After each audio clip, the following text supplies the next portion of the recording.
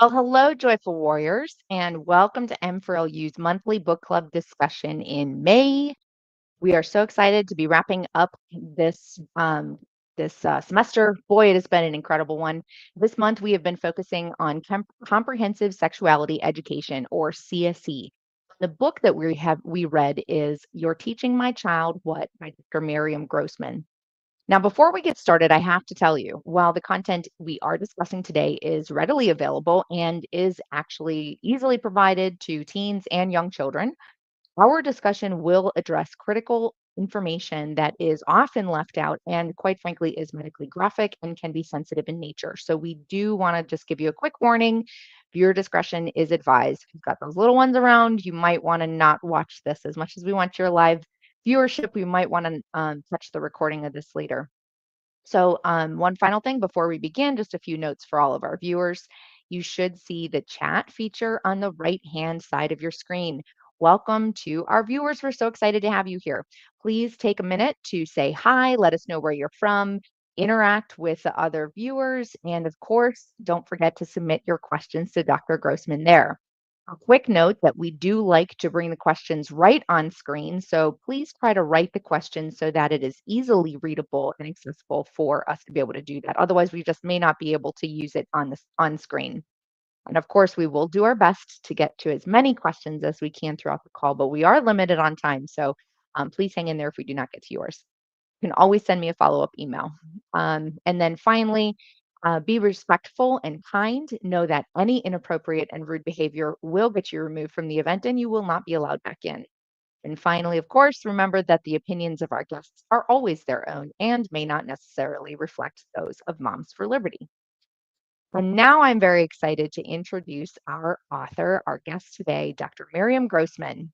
She's a board certified psychiatrist specializing in child, adolescent, and adult mental health.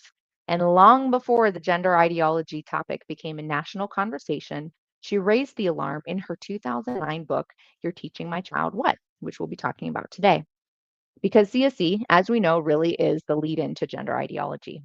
Dr. Grossman now focuses her practice on gender distressed youth and their families, advocating for evidence based care and parental rights. She's a senior fellow at Do No Harm and has testified before Congress, the British House of Lords, and the United Nations. You may also recognize her from some amazing documentaries like What is a Woman and The Miseducation of America. Please help me welcome Dr. Miriam Grossman. Hello, hello. Hi, it's great to be with you. Yeah, it's great to have you here. I am super excited to have this conversation. We've got some pretty hot topics we're going to be covering today. So You do. you dive in and do a great job of addressing this. I just want to, before we fully get started and get into like the nitty gritty of it, let's take a second, and I'd love to hear a little bit of your background and how you ended up what made you write this book? Did you expect to be writing on the biology of sex ed when you started? No, no way. It wasn't even an interest of mine, to be honest. What happened is that I was working as a psychiatrist at UCLA, seeing only UCLA students. So young people, from the age of maybe 18, and then, graduate students, postgraduate students, but in general, they were between, let's say, 18 and 30. Um, and I spent many years doing that. I spent 12 years at UCLA.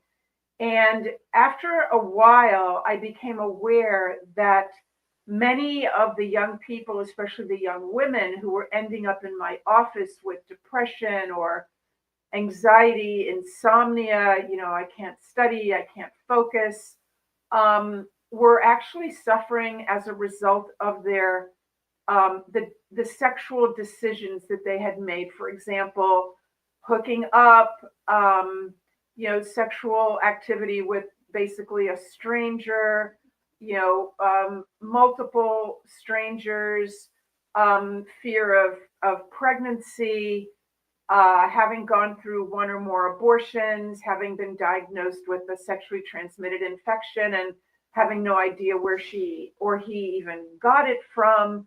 So all these horror stories, really, in young people who were so smart and accomplished and ambitious. I mean, UCLA accepts, I think, the top 3% Oh, of wow. seniors from California high schools. So these are like, the creme de la creme of kids. And yet here they were, I'm sorry, here they were sitting in front of me, having been diagnosed with herpes or the human papillomavirus, or having gone through a recent abortion, and they're kind of falling apart. Yeah. And it became clear to me that there's something very wrong here, because if I looked around the student health center, the student counseling center of UCLA, I would see all sorts of information about health and diet and getting enough sleep and, you know, avoiding tanning salons and wearing a helmet when you ride your bike and getting enough sleep and so on and so on. Endless health advice.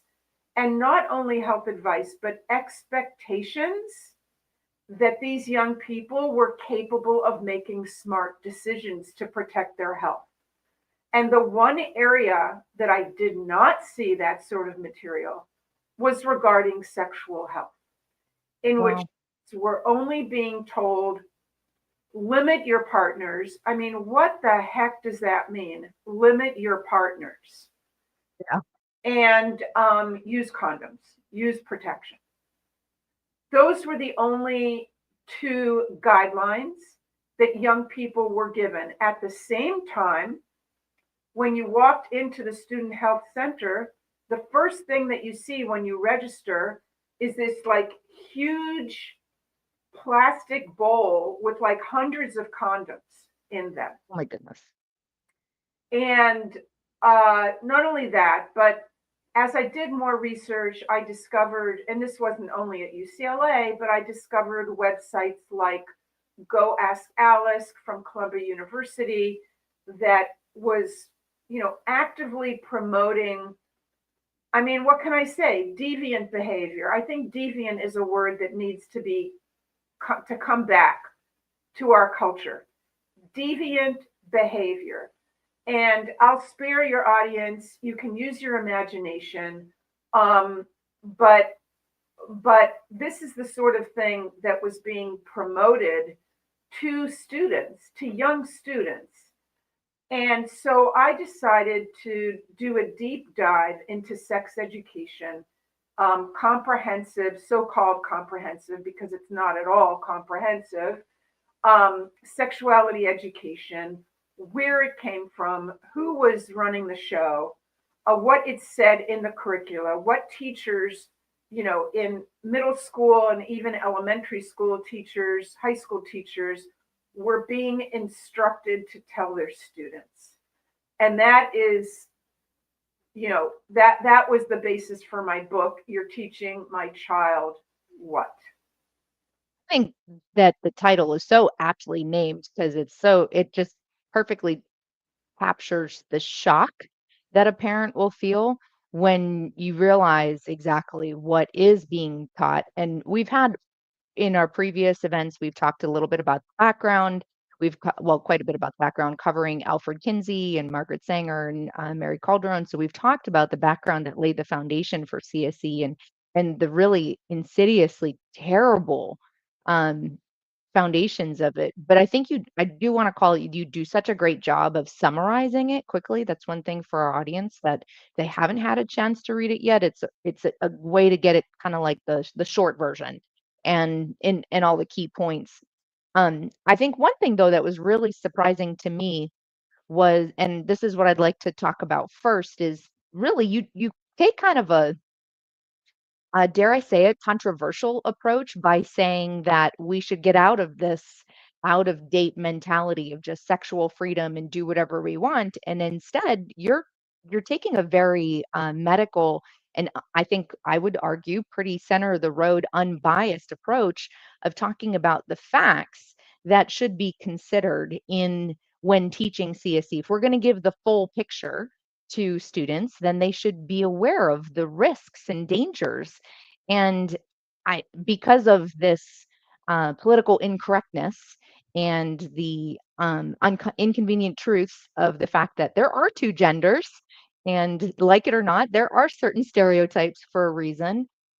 We have really failed our children by not talking about some key medical issues. So I'd love, I do want to give a heads up to everyone that we're going to start talking about some of the pretty racy or sounds racy, but it's really just the medical side of this, of information that is not being shared. So, can you share, just talk about like the concerns that parents should be told so that they can tell their kids as well about the Yes. medical side? Well, yes, absolutely. You see, the vision of those individuals that you just mentioned, Kinsey and Calderon, et cetera, they had a certain vision for the world. And that was the world that they were envisioning and hoping for is a world free of Judeo-Christian morality. Now, I wrote this book as a doctor, as a medical doctor, and my focus is really purely on what you see under the microscope. What is the hard science that kids need to be taught? Kids and adults need to be taught, and they are not being taught. So let's dive into that. And just before we do, I will emphasize that the hard science actually affirms those Judeo Christian values that the founders, the advocates of so called comprehensive sexuality education, are fighting against. Okay, so they're envisioning a world, first of all, in which male, female, all the various genders that they talk about are all equal. And when it comes to the risks of sexual behavior, men and women are all have equal risks of getting various diseases. That is simply not the case. And we've known that in medicine for a very long time. And the reason for that has to do with anatomy, the way that the female versus the male reproductive system is designed. Now, just to put it into kind of simple terms, girls, young girls especially, young women, are more liable to be infected with a sexually transmitted bacteria or virus because their cervix, the opening to the uterus, is called the cervix, is immature. And what that means is as a girl grows up and becomes a woman, the cells that cover her cervix change. When she's young, there's only a single layer of cells. But as she gets older, there get to be more and more layers. So a single layer of cells on the cervix is much easier to infect, to penetrate by a virus or a bacteria, such as the human papillomavirus or herpes or chlamydia. It's much easier for them. And you can think of it as, like, I don't know, some kind of a barrier. If the Yeah, like a barrier, wall, right? yeah, yeah. So if the barrier or wall only is one layer thick, it's much easier to penetrate it and to get through it into the deeper tissue. But if the barrier is many layers thick, then it's more difficult.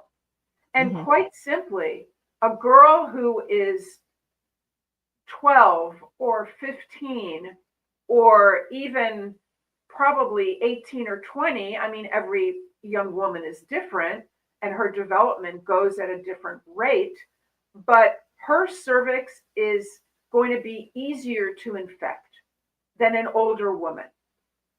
So, this is something that, while sexuality education, CSE, is giving young people the message that we are all sexual creatures from cradle to grave, right? And Hmm. only you know when you're ready. That's what kids are told. Only you know when you are ready to initiate sexual behavior. But medically, the longer that someone waits to initiate sexual behavior, the better. The safer they will be and the more protected they will be against all these infections that are out there. So that's just one simple example of a scientific fact, an anatomical fact about girls, that they're not provided with. When I So read that, I was genuinely floored because I biology. Even if we're not talking about sex ed, I took biology and I don't remember ever hearing that. And it felt sort of like the feminist movement had somewhat betrayed girls and women by exposing us to risks. Because before you go on to the next one, I want to just highlight something you said earlier about the medical information that was being given to students on UCLA was the assumption or the belief that these kids were, since they had this information, then they're going to make the right decision. Because you covered that as well in your book, that just because we inform them, oh, of course, now these kids are going to make the right decision, which common sense tells you that is highly unlikely. well, of course. I mean, one of the premises of CSE is that we have to just bring kids loads and loads of information, saturate them with information about sexuality, different sexual behaviors and expressions, and how to avoid pregnancy, how to get an abortion, and so on and so forth. Just, different kinds of condoms, just overload them with information and then they will make the right choice. Well, we know very well that the teenage brain is immature and that the teen brain is much more likely to make a decision that is impulsive and that is based on the moment and on feelings than they are to sit back and think carefully and weigh the pros and cons of different consequences of their decisions. We know that about the teen brain because the part of the brain that is like the CEO of the brain, that is capable of making thought out, rational decisions, that does not mature until the mid 20s. Whereas before, as that area is maturing, the teen brain is more likely to rely on the area of the brain that is driven by emotion and impulse. And this is why, for example, if you are shopping for insurance, car insurance for your teenager that just got their light driver's license, you will see that the insurance is sky high. Why is that? Because a 16, 17, and 18-year-old is at higher risk behind the wheel of making poor decisions. Well, the same thing is true regarding sexual behavior. Wonder if, because that is such a great point, by the way. I mean, this is a common sense thing that I feel has just, well, we say common sense, but it seems like sense is not so common anymore.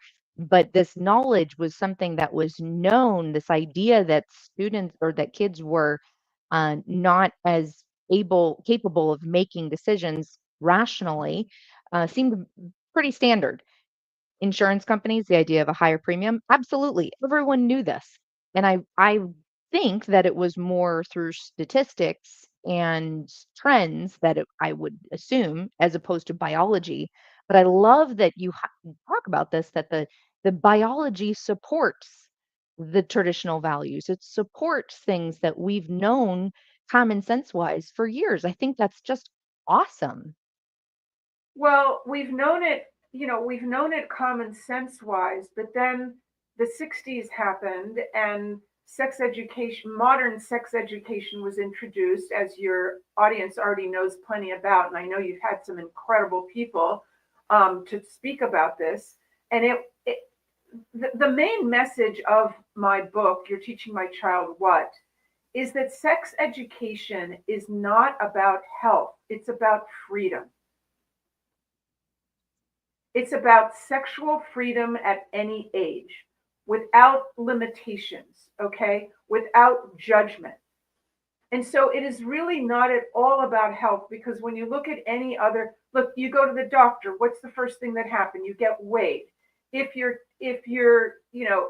above a healthy weight, the doctor or the RN or whoever it is, the PA, is going to mention that, is going to talk about it. Your BMI is a little bit elevated. Your sugar is a little bit high. We need to talk about your diet. We need to talk about exercise. And otherwise, we judge.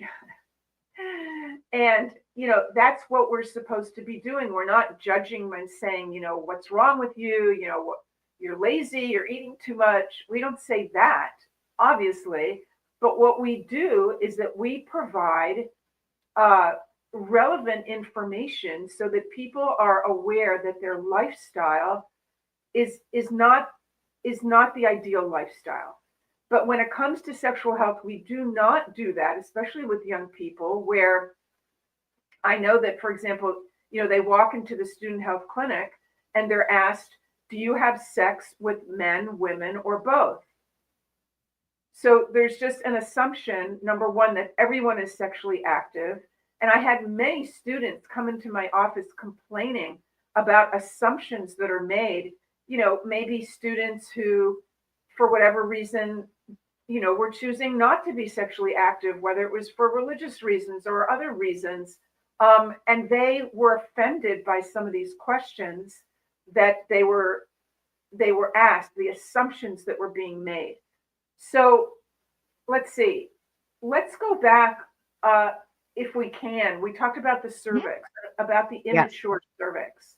Yes. Okay, so that is a very, very important thing for young women, especially, to know. But another piece of biology that people are not aware of, or anatomy, is that kids are, even from a young age, are told that there's 3 different kinds of intercourse: vaginal, oral, and anal. And these 3 activities are kind of presented as if there's just 3 options. And go ahead, and as long as you use condoms and as long as you have the other person's consent and blah, blah, blah. What they're not telling young people is that anal intercourse is very, very high risk, not only for the regular sexually transmitted infections, but for HIV. And I'm talking about the receptive partner. And the reason for that also boils down to anatomy, because the lining of that part of the body is actually similar to the immature cervix. It is only 1 cell thick, Yeah. and it is very delicate. There's no natural lubrication, and there are going to easily be these tiny tears of the tissue. And when there are tears of the tissue, that means there's a little bit of bleeding, even if you may not feel it or be aware of it. And that is a way for the sexually transmitted infections to be introduced into the system. Now, it used to be that that anal intercourse was a sexual expression that was basically assumed to be going on in generally, between two men. Hmm. But some time ago, and you might remember better than I, it was probably even about 10 or so years ago, there was this massive push, even I believe that Vogue, Teen Vogue, that's what it was. Teen Vogue had an issue that was celebrating anal intercourse and telling the young girls, I mean, who reads Teen Vogue? Teenagers, I mean, high school girls. Yeah. Yeah. Telling them how pleasurable it is and that this is what their boyfriends want. Wow.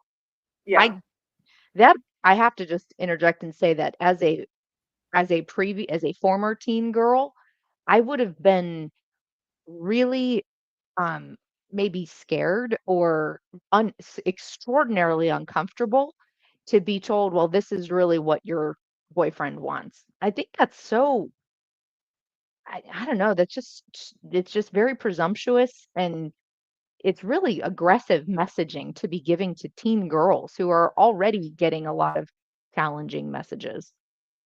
Well, of course, it's horrific. It's a terrible, immoral thing to do, and completely, without any scientific basis. To the contrary, like I just explained, it's the probably the most high risk behavior. Um, when you are the receptive partner, which of course a girl or a young woman would be. And I have had many people in my office. I met a young woman who, from one experience, one act of anal intercourse, became HIV positive. Wow, that's awful. Uh, so these are very dangerous ideas that are being promoted and have been promoted now for decades to young people. It's a fiasco. I mean, when you think about it, health educators, their goal should be to keep people out of the office of doctors and therapists. Yeah, And you would hope. instead, what they are promoting and the ideas that they are foisting onto young people from a very early age is going to increase the number of visits to doctors' offices and therapists. Yeah, it is. It really is dangerous. That I strongly encourage readers to go through this, or our viewers to get this book and read through that section because you talk about it in a number of ways, addressing the recipient, how just what actually goes into it, why it's such an issue, and also I think it's a really important point made in there is you address the at-risk statistics for same-sex attracted versus heterosexual, and so not even trying to go down that path at all, but just medically looking at who is more at risk and why because of certain behaviors.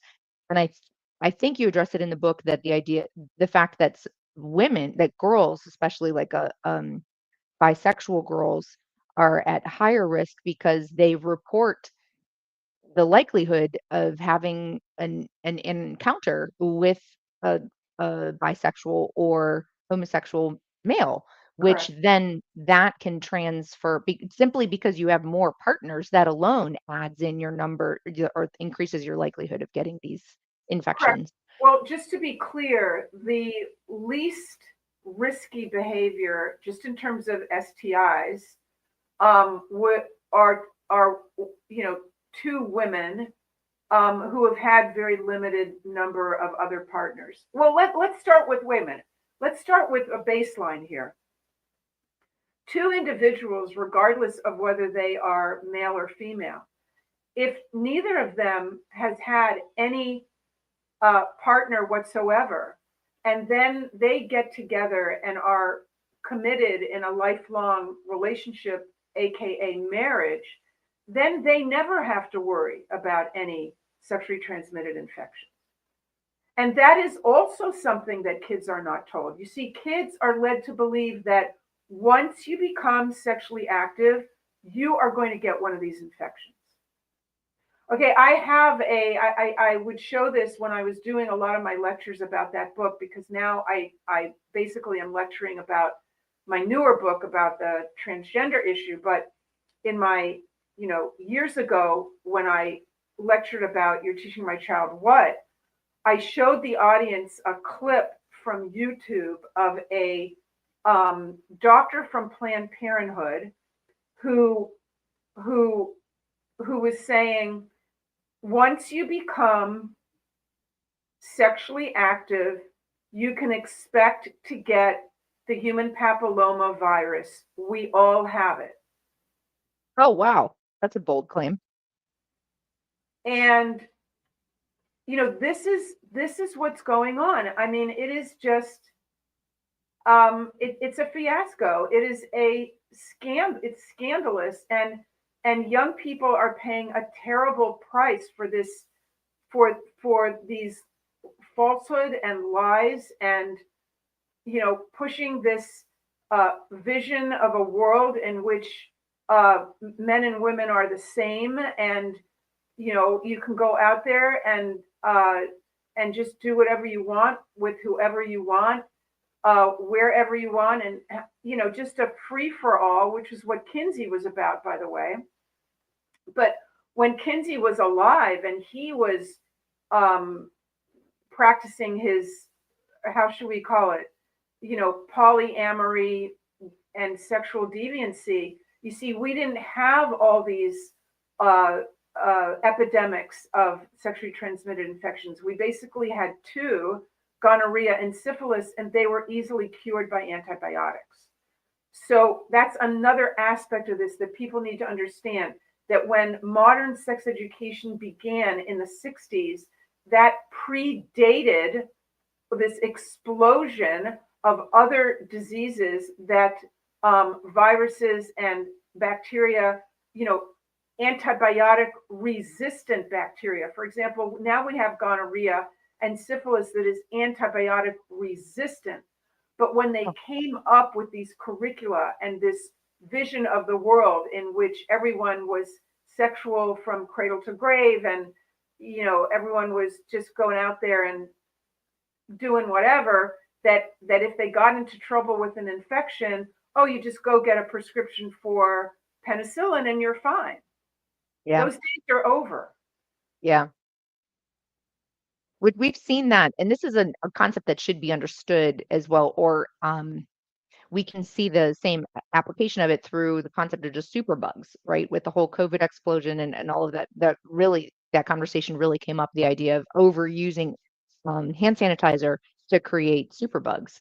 Yes. So that kind of leads into a question that is sort of being talked around or popped into the from our audience, that asking if if both genders have the same susceptibility, and I think maybe there's a little misunderstanding, but you're talking, maybe you could clarify that, if do both genders have the same susceptibility to this? Okay, so for penile vaginal intercourse, the woman is much, much more susceptible because of the immature cervix. Now, having said that, I will also mention that there are viruses that live on the skin and not inside the vagina or inside the penis or on the penis. They live on areas such as herpes or the HPV virus. They can be living on the skin for example, the thighs or the area, around your genitals. And you can pass those viruses between, to a partner, even when you're not having an outbreak. So both people are susceptible, but because of the immature cervix, and of course, because of the risk of pregnancy, girls do carry a heavier load in terms of the risk of intercourse. Now, Makes sense. vaginal intercourse. Now, when you talk about anal intercourse, whoever, it doesn't matter if it's the male or female who is the receptive partner, the receptive partner is much more at risk than the non receptive partner. Thank you for clarifying it. And that's what I thought you meant, especially because you were talking about the single cell, so that single layer that on the barriers on the walls that and you also mentioned the fact that like the vaginal lining is barrier versus with for anal intercourse, it's the whole lining That's is more correct. intended to absorb. Oh, that's, you know what? I didn't say that. The lining of the vagina is actually, well, think about it. The lining of the vagina is designed um, for intercourse, and it's also designed to as a birth canal.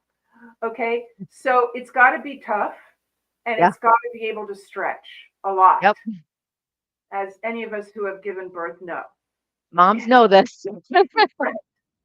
Whereas the anus is designed to eliminate feces from the body. Hmm. So that does not require a lining that is so strong and that can stretch the way that a vagina needs to stretch. Yeah. So this all makes sense when you think of the way that the body is designed with a purpose. And what I say in my book, which I heard from this great guy, an epidemiologist. Oh, I'm going to thank him right now. John Potterat. No one's heard of him here, probably. He's a fantastic epidemiologist who helped me with my books. And he's the one that said, John said to me, the anus is an exit, not an entrance. Hmm. That's the way that he put it. Um, so these are all things that are kept. This is information that is intentionally kept from our young people that they must have. Because, you know, think of how careful we are when we educate kids about smoking. And we scare them to death about the dangers of smoking. And I don't have a problem with that. But you know Yeah. what? One cigarette is not going to have lasting consequences. Yeah. One sexual encounter could have lifelong devastating consequences. Okay? A pregnancy, a sexually transmitted infection that has no cure, that you could carry in you for the rest of your life, having outbreaks when you least want to have them, herpes outbreaks, warts outbreaks, and HIV. Yeah. So just one encounter can do that. Yep. I think that's so critical. Um, and it's funny because I'm listening to it. I'm trying to objectively third party listen to us talk about this, and it's like it's kind of almost hilarious. Like, wow, this is really a tough conversation to have because um, it's just so blatant. But this is stuff that we do need to talk about to have a fully informed conversation. Because when you're considering everything that goes into it, because in addition to this, the kind of factor side of it, if you will, you talk about some really important other biological points in the emotional side of it. And so again, similarly, this common sense knowledge that women are emotional or they might be impacted differently than men, and we try to, don't want to have gender stereotypes on that.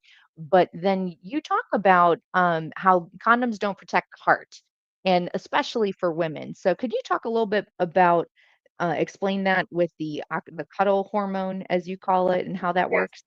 yes. And you know what, Melissa, I will say that there are some stereotypes that are basically true and valid. So I you don't have agree. to, you don't have to be that worried about stereotypes. Some of them are very silly, right? Yeah. But some of them are not. So what you're speaking about is the hormone oxytocin. So let's talk for a minute about what is a hormone. A hormone is a chemical in the body that travels from one place to another, one organ to another with a message.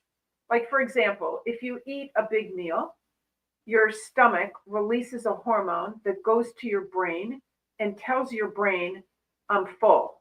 I don't need to eat anymore. It can take a few minutes to get there, but it does get there. That's we have hundreds of hormones in the body that do stuff like that. So the hormone oxytocin is really fascinating.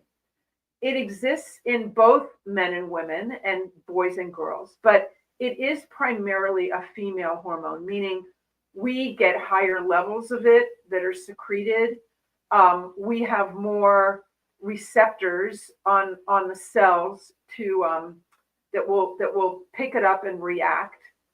And oxytocin sends a message to the brain of relaxation, pleasure, trust, and attachment.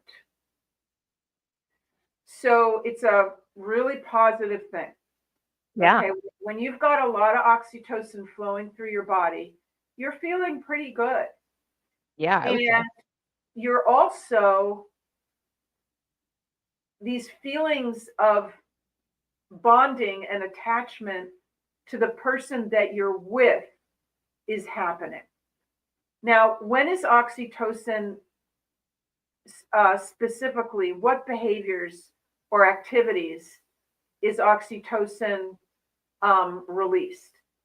Well, it's released during intimacy, and intimacy is not only kissing, touching in private places, obviously orgasm, but you know what? Also, just gazing into someone's eyes, someone that you Oh, care about. wow.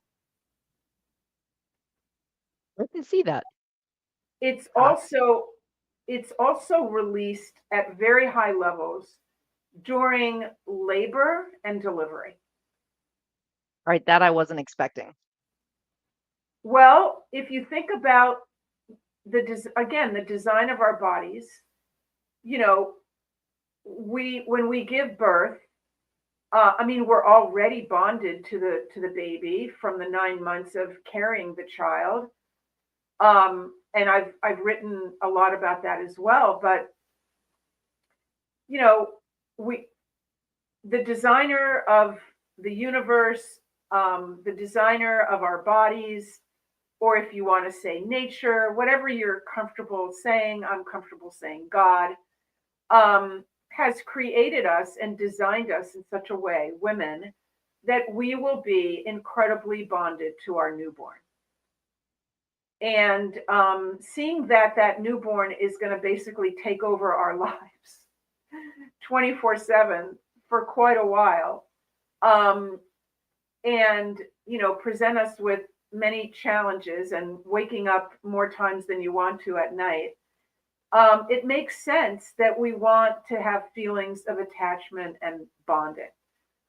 Oxytocin is also very much released during nursing.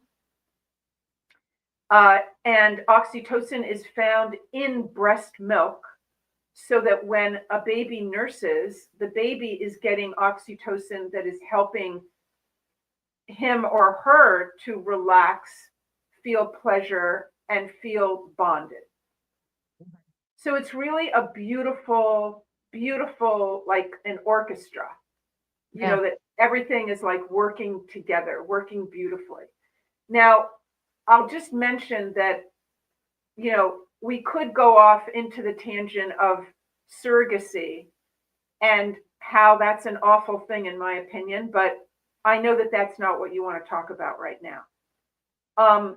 Let's go back to oxytocin and the fact that it's important for young people to understand that oxytocin exists and it has an impact on their thinking and on their feelings. Oh, one thing that I failed to mention when I was listing what it does to the brain. So in addition to the pleasure and relaxation and attachment, oxytocin also turns down the natural feelings of hesitation, caution, and fear. Hmm. So when you're with somebody and you're engaging in sexual behavior that is causing this hormone to flood your brain, you're going to be more likely to dismiss your thoughts of, should I be doing this? I don't even know this person. Is this smart? I could end up being hurt. So your brain is more likely to dismiss all those concerns. Yeah. Which would be needed for having a family. So that makes sense. But what I think like one of the we're kind of dancing around the story of it, which I just thought it was such a fascinating story in a study that's done that you mentioned. Again, everyone's got to go read the book to get the full download of it. But you talk about a study where I think oxytocin came into it that women were exposed essentially to male pheromones, right? And they didn't realize it. And it helped them to relax. And did it produce oxytocin? They were like, okay, time to relax and get ready to have Okay. kids, is essentially. I mean, there's so many great things here. So you use the word pheromone. So a pheromone is different than a hormone. A hormone goes from one place in our body to another place. A pheromone goes between people Oh, or wow. between animals. Wow. So I always wondered what it was. So that helps a lot, actually. right. So the pheromone that you're talking about is the study. You're going to love it. I mean, your audience is going to just love it. They took the men's t-shirts that they had worn for a number of days and sweat in them and not washed them. Maybe it was the partners or husbands of the women.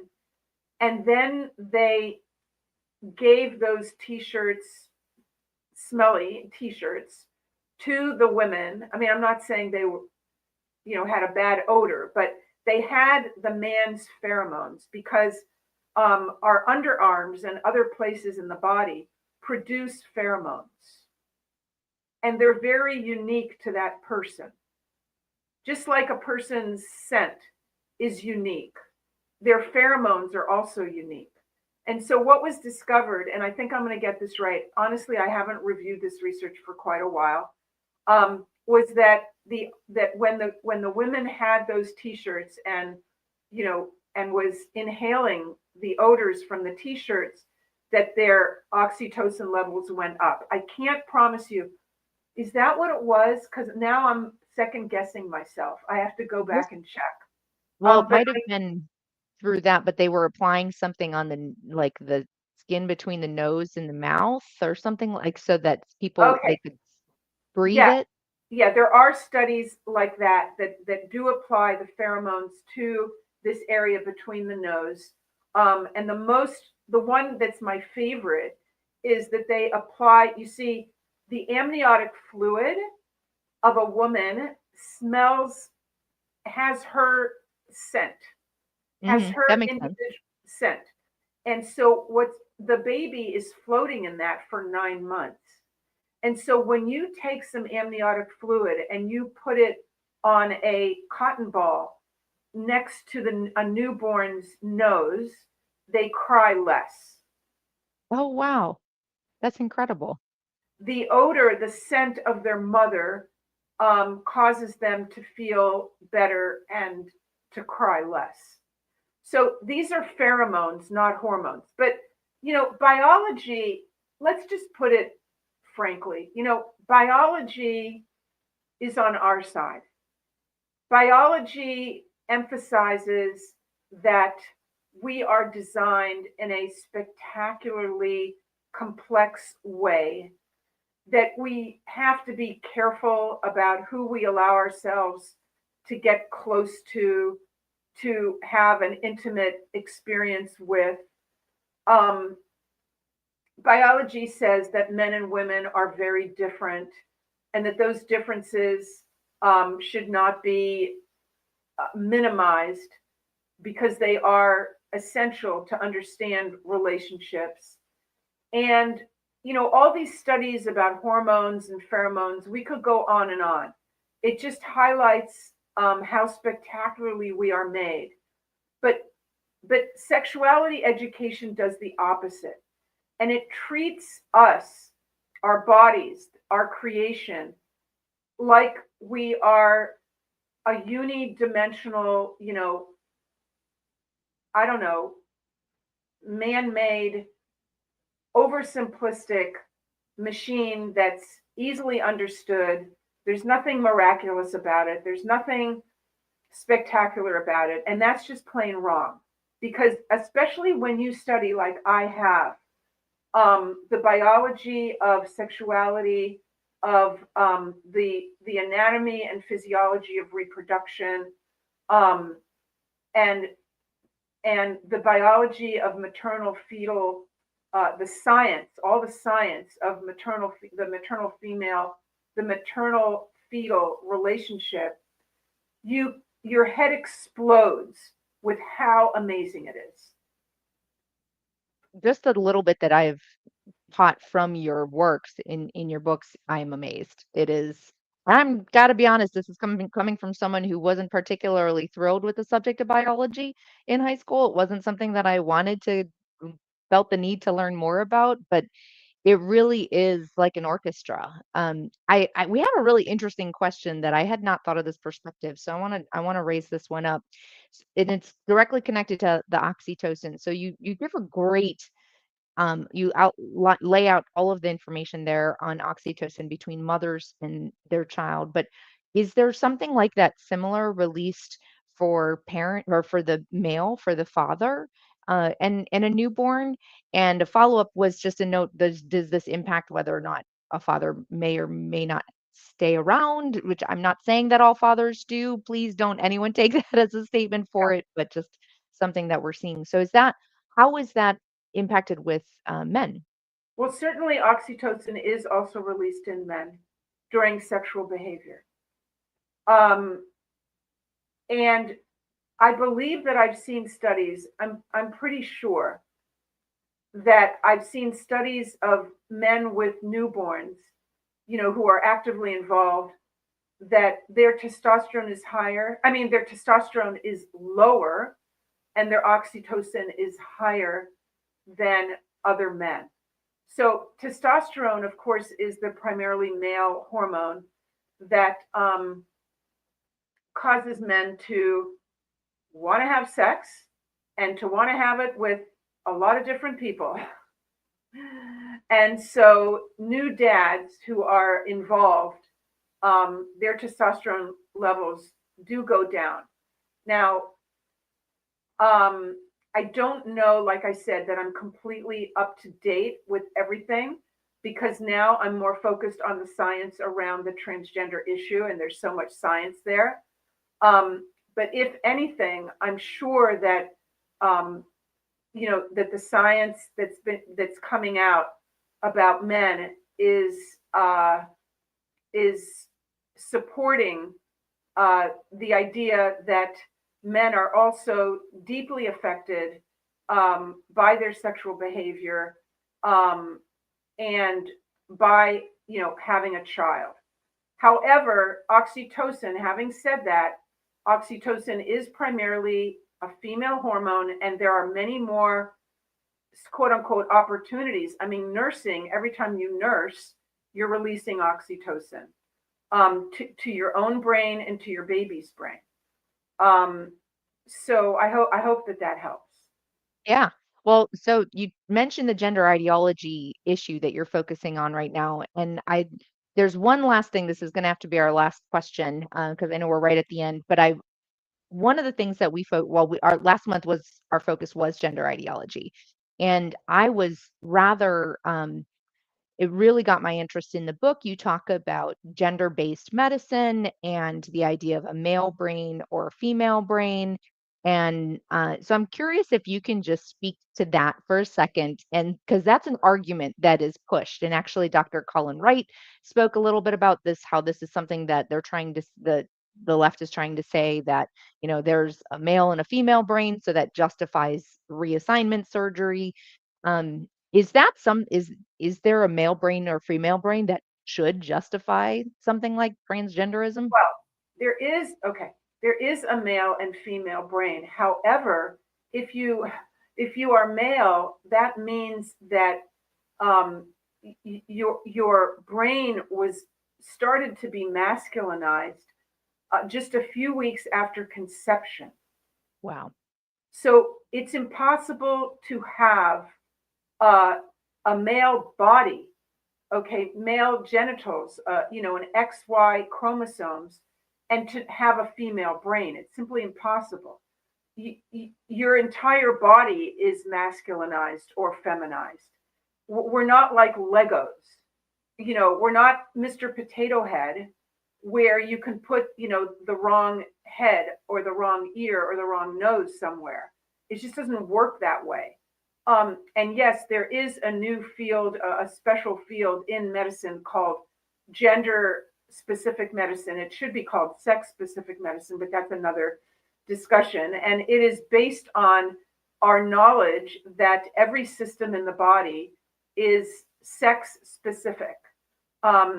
The male liver, the male heart, the male, you know, what do I want to say?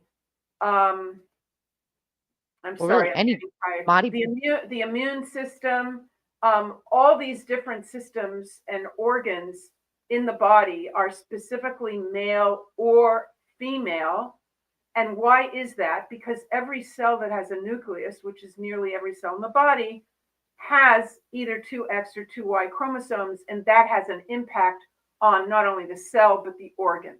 So, yes, Colin is fantastic. Colin Wright. He actually wrote an appendix to my book, the book Lost in Translation.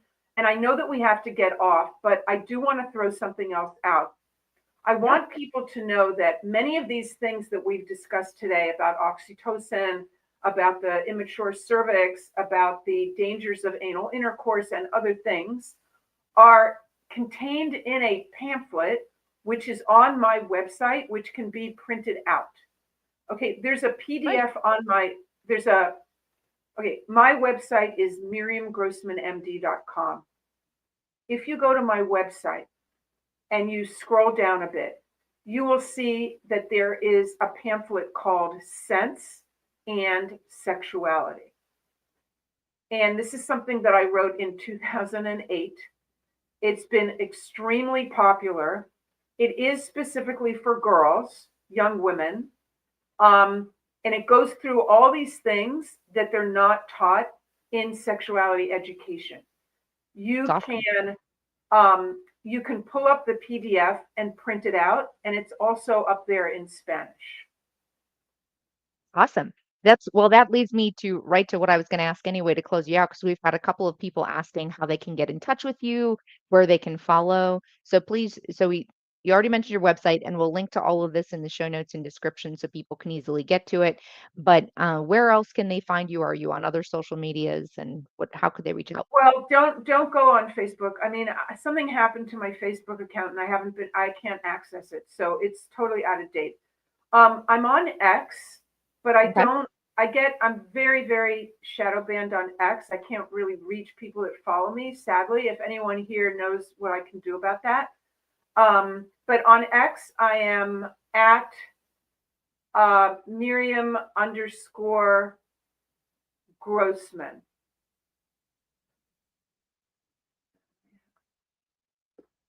And I'll do a look for you too, and I'll make sure that that we've got you linked, so that everyone can Yeah, connect to you. it's it's at that shows you how rarely I'm using my X account. But I can be contacted through my website, miriamgrossmanmd.com. That's what I thought. Yeah, that's probably going to be the best way for everyone to reach you.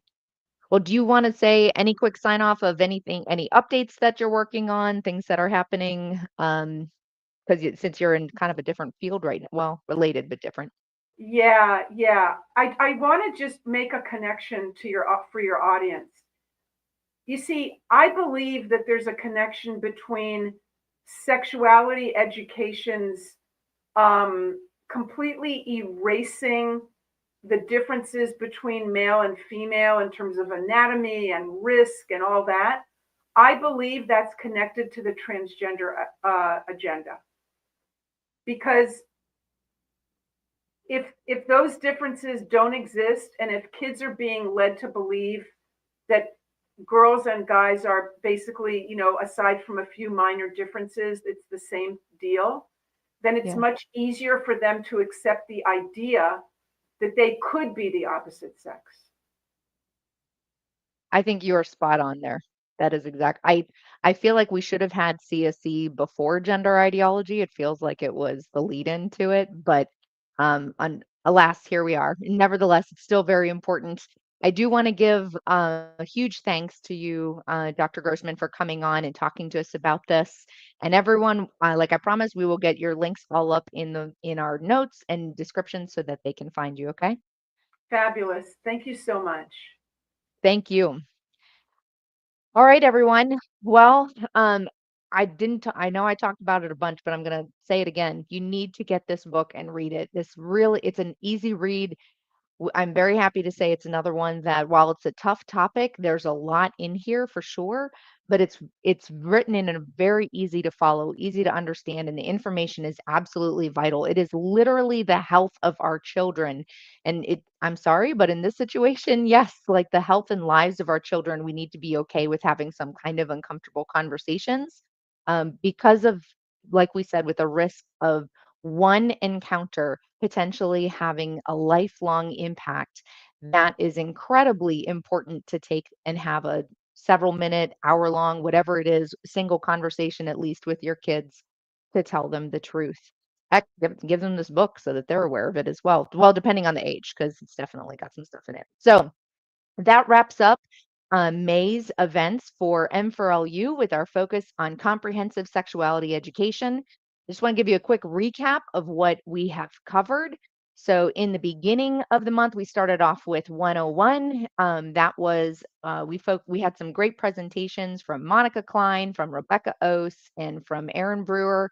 Again, you can check all recordings or find all recordings of these on the Moms for Liberty YouTube channel. If you go to the live events, then you'll be able to see everything that we've seen or streamed, as well as if you go to m4lu.org, we have under our resource library, you will find a comprehensive sexuality education toolkit that is full of related articles, videos to CSE 101 to CSE 102, which is our that had Seth Gruber and Kelly Shankowski. We really dove into the history of it and talked a lot more about the foundations of CSE and how we got to where we are, how to fight back. Last week, we had an incredible watch party with Family Watch International's The War on Children and got to hear from Sharon Slater and Audrey Werner.